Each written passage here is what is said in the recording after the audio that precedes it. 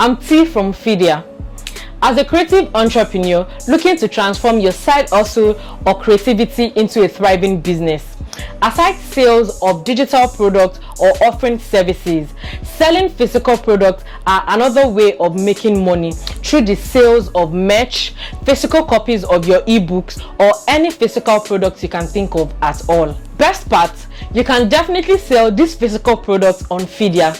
Here's how. Immediately you log into your Fidia account, on the left side of the screen, click on the product pages tab and then click on the new product button. Select the physical goods tab and click on continue. Proceed to add the name of the product and add a short description and an image as well. So because physical goods will need to be delivered to specific locations physically, you can enter the specific areas you deliver to and add cost of delivery. You can add as many locations as you want for your customers to choose from. Include the prices of the items and go ahead to create a customizable shareable link that you can either share to your Fidia website or on WhatsApp or any of your social media platforms. The choice is yours. Don't forget, you can add as many products as you want on your product page. Don't forget to like this video and leave any question you may have in the comments down below.